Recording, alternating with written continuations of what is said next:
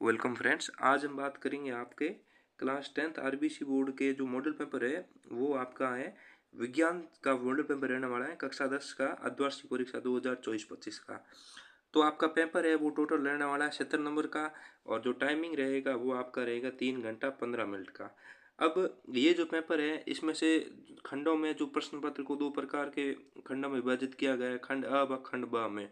और प्रत्येक खंड में हो गए वो आपके 20 बहुपगलवी प्रश्न है जिनमें से एमसीक्यू प्रश्न वाले रहने वाले हैं। और प्रत्येक खंड में जो क ख ग है और उसमें खंडों में विभाजित रहेगा। सभी प्रश्न करने हैं और जो आपको आंसर है वो अच्छी तरीके से करना है और जिस प्रश्न में चित्र की रिक्वायरमेंट है तो आपको डायग्राम भी बनाना है। शुरू करते हैं, ये पेपर आपका डिस्कस करते हैं हम। तो खंड अ में आपके बहुविकल्पीय प्रश्न रहने वाले हैं, मतलब जो ऑप्शन वाले प्रश्न है वो आपके खंड अ में रहने वाले हैं। पहला प्रश्न है कि समतल दर्पण की जो फोकस दूरी है वो कितनी होती है। तो समतल दर्पण की फोकस दूरी अपन जानते हैं कितनी होती है, अनंत होती है। सरपन जो समतल दर्पण होता है उसकी फोकस दूरी अनंत होती है। अब दूसरा प्रश्न है कि एक उत्तल लेंस की जो आपकी फोकस दूरी है वो 10 सेंटीमीटर है, तो उसकी वक्रता त्रिज्या कितनी होगी। अपन जानते हैं कि जो वक्रता त्रिज्या जिसको अपन आर से लिखते हैं और उत्तल लेंस जिसको अपन आर बराबर 2f लिखते हैं। अब आर बराबर 2f होती है जिसमें अपने को फोकस दूरी एफ का मान कितना दे रखा है, एफ का मान अपना दे रखा है प्रश्न में 20 सेंटीमीटर। तो अपने को प्रश्न में क्या ज्ञात करना है, वक्रता त्रिज्या। तो वक्रता त्रिज्या आर बराबर कितना होगा, 2 × 10 बराबर आ जाएगा, आर का मान कितना आ जाएगा, वक्रता त्रिज्या आ जाएगी 20 सेंटीमीटर। तो आपके इस प्रश्न का आंसर हो जाएगा 20 सेंटीमीटर। फिर अपन आगे अगले क्वेश्चन को डिस्कस करते हैं। जो नेत्र लेंस होता है वो कौन सा होता है। जो नेत्र लेंस होता है वो दोस्तों होता है अभिसारी होता है। नेत्र लेंस होता है वो आपका अभिसारी होगा। आगे हम क्वेश्चन नंबर 4 के बारे में डिस्कस करते हैं। क्वेश्चन नंबर 4 है आपका कि स्वस्थ नेत्र, जो स्वस्थ नेत्र के लिए नेत्र से निकट बिंदु की जो न्यूनतम दूरी होती है या निकट दूरी, जो निकट बिंदु की दूरी होती है वो कितनी होती है। तो इसका आंसर हो जाएगा आपका 25 सेंटीमीटर होगा। ठीक है। अब मानव नेत्र के द्वारा किसी वस्तु का को जो प्रतिबिंब है वो बनता है। तो प्रतिबिंब है जो मानव नेत्र के द्वारा वो रेटिना पर बनता है। जो आपके आंख में जो आपका प्रतिबिंब बनता है वो रेटिना पर बनता है। फिर आपका प्रश्न है कि विद्युत आवेश का मात्रक क्या है। तो विद्युत आवेश का मात्रक होता है कूलाम। ठीक है, कूलाम होता है वो विद्युत आवेश का मात्रक होता है। किसी चालक में धारा प्रवाह का, जो धारा का प्रवाह होता है वो किसके द्वारा होता है। तो धारा का प्रवाह होगा वो आपका इलेक्ट्रॉन के द्वारा होगा। ठीक है, न्यूट्रॉन पर तो आवेश शून्य होता है ना। अब जंग का रासायनिक सूत्र क्या है। जंग का रासायनिक सूत्र Fe2O3H2O, ये आपका जंग का रासायनिक सूत्र है। क्वेश्चन नंबर 9 में एक रिएक्शन दे रखी है, इसमें अपने को बताना है कि कौन सी प्रकार की ये रिएक्शन है, कौन सी अभिक्रिया है।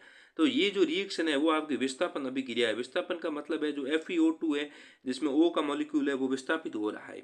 अब क्वेश्चन नंबर 10 है, इसमें बताया गया है कि किसी विलयन की पीएच का मान 3 है तो वह विलयन कौन सा होगा। तो विलयन की पीएच का मान अगर 7 से कम है, 7 से कम है तो वो पीएच का मान कौन सा होगा दोस्तों, अम्लीय होगा। और 7 से ज़्यादा है तो वो कौन सा होगा, क्षारीय। ये आपको याद रखना है। 7 से ज़्यादा होगा तो वो होगा क्षारीय और 7 से कम होगा तो वो होगा अम्लीय। फिर है अपने धावन सोडा का सूत्र पूछा गया है, तो इसको भी अपन डिस्कस कर लेते हैं। अब जो धावन सोडा का सूत्र होता है वो क्या होता है। धावन सोडा का सूत्र होता है Na2CO3 वोल्टेज 10H2O, ये आपका धावन सोडा का सूत्र होता है। अब जो धातुओं के ऑक्साइड होते हैं वो कौन से होते हैं। धातुओं के ऑक्साइड सदैव क्या होता है दोस्तों, उभयधर्मी। अमलगम होते हैं। अमलगम जो आपका ZnHg होता है जिसको अपन अमलगम कहते हैं, अमलगम होता है वो दोस्तों मिश्र धातु होता है। ठीक है, ये आपका इसका ऑप्शन है। तो कुछ प्रश्नों के जो आंसर है जो एमसीक्यू वाले हैं इनके हम आपको बता रहे हैं। चौदह में अपने को पूछा है मनुष्य में वरक है वो किस तंत्र से संबंधित होता है। तो वरक है वो आपका कौन से तंत्र से संबंधित होता है, उत्सर्जन तंत्र से। जो अपना उत्सर्जन तंत्र होता है उसमें से ये संबंधित होता है वृक्क। अब मानव में दूध के दांतों की संख्या कितनी होती है। टोटल दांतों की संख्या अपन जानते हैं 32 होती है, लेकिन दूध के दांतों की संख्या कितनी होती है दोस्तों, 20 होती है। तो इसका आंसर भी हो जाएगा सही। पित्त रस का श्रावण होता है। पित्त रस का श्रावण तो अपने पित्ताशय में होता है। अब बात करेंगे निम्नलिखित में से जो गैसीय हार्मोन है वो कौन सा है। तो गैसीय हार्मोन दोस्तों कौन सा होता है, एथिलीन होता है। एथिलीन क्या है, एक प्रकार का गैसीय हार्मोन है। अब आगे बात कर देंगे जो कि पौधों के छिड़काव में काम आता है। अब गैसीय हार्मोन कौन सा होता है, एथिलीन हमने देख लिया। केवल नर में पाई जाने वाली ग्रंथि कौन सी होती है, तो प्रोस्टेट ग्रंथि होती है। जठर वाली तो दोनों में होती है, नर व मादा में, ये भी दोनों में होती है, लेकिन जो ये होती हैं वो इसमें पाई जाती हैं। तो ये वाला ऑप्शन गलत हो जाएंगे, अपना ऑप्शन ए करेक्ट हो जाएगा।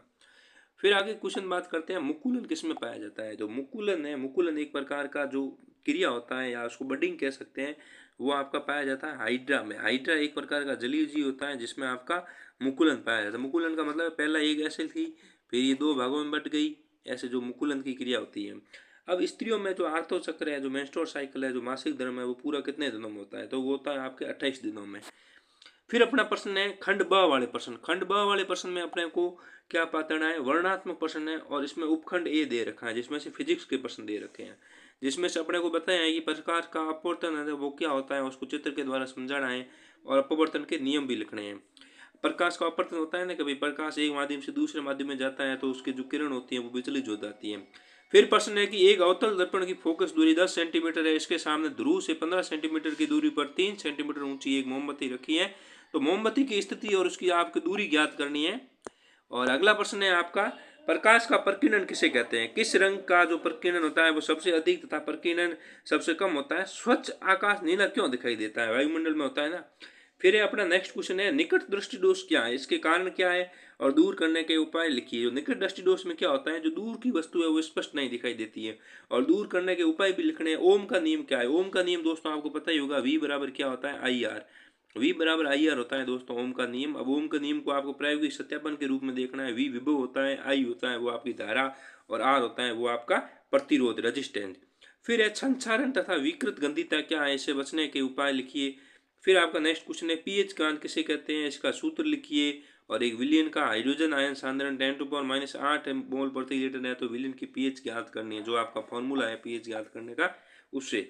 धातु और अधातुओं के तीन तीन रासायनिक गुण लिखने हैं। धातुएं जो अधातु, धातु चमकीली होती है, अधातु चमकीली नहीं होती, ये जो गुण है तीन वो आपको लिखने हैं, तीन तीन गुण, ये इजी क्वेश्चन है। फिर प्रश्न है कि कार्बनिक रसायन क्या है और कार्बन परमाणु की समचतुष्फलक की प्रकृति होती है उसको समझाना है। तो कार्बन अपन जानते हैं, कार्बनिक रसायन किसे कहते हैं, जिसमें अपन जो कार्बनिक पदार्थों का अध्ययन करते हैं वो आपकी कार्बनिक रसायन हो जाएगी, जिसको अपन ऑर्गेनिक केमिस्ट्री कहते हैं। कार्बन जिसका जो आपका परमाणु क्रमांक होता है वो कितना होता है, hydrogen, helium, lithium, beryllium, boron, carbon C6 जिसका परमाणु क्रमांक होता है, और ये चतुष्संयोजी होता है, मतलब जिसकी वैलेंसी होती है वो 4 होती है, मतलब ये सभी से बॉन्ड बना सकता है। आगे प्रश्न की बात करें तो इसमें अपने बायोलॉजी के प्रश्न आ गए वापस। ऑक्सी और अनॉक्सी श्वसन में 4 अंतर लिखने हैं, ऑक्सी श्वसन में, अनॉक्सी श्वसन में 4 अंतर लिखने हैं। प्रकाश संश्लेषण की अभिक्रिया को परिभाषित करना है और रासायनिक समीकरण लिखकर बनने वाले उत्पाद और उसको महत्व को समझाना है। जो प्रकाश संश्लेषण की अभिक्रिया अपन जानते हैं कि पौधे जो होते हैं वो वायुमंडल में सूर्य की उपस्थिति में जो आपका भोजन बनाते हैं उसी को अपन प्रकाश संश्लेषण क्रिया कहते हैं। पीयूष ग्रंथि को मास्टर ग्रंथि क्यों कहते हैं, इसको भी समझाना है, ये आपके बड़े वाले क्वेश्चन आ गए। अब है कि अंतर स्पष्ट करना है स्वपरागण और परपरागण में, लैंगिक जनन और अलैंगिक जनन में। ये अंतर वाले प्रश्न मोस्ट इंपोर्टेंट क्वेश्चन रहने वाले हैं, तो इनको तो आपको याद करना ही करना है। ये मॉडल पेपर है, इसमें से आपको अंदाजा लग जाएगा कि आपका जो प्रश्न पेपर है वो किस प्रकार से आएगा। तो ये आपका पेपर यहाँ पे खत्म होता है। फिर अपने को नेक्स्ट अपन पेपर लेके आएंगे क्लास 10th का मैथ का पेपर। तो ये साइंस का पेपर रहने वाला है, तो इस पेपर में आपको सभी क्वेश्चन अच्छी तरह से सॉल्व करके नोटबुक में लिख लेने हैं। यही क्वेश्चन है, इनमें से कुछ चुनिंदा क्वेश्चन आपके एग्जाम में देखने को मिलेंगे, हो सकता है कि यही क्वेश्चन आपके एग्जाम में आ जाए, तो इसको मिस मत करना। इसका पूरा सॉल्यूशन आप लिख लेना अपनी कॉपी में, और अगर कोई प्रश्न में दिक्कत आए तो हमें कमेंट करके जरूर बताना, हम उसका सॉल्यूशन भी आपको प्रोवाइड करा देंगे। तब तक चैनल को लाइक शेयर एंड सब्सक्राइब करें। मिलते हैं दोस्तों नेक्स्ट वीडियो में, धन्यवाद।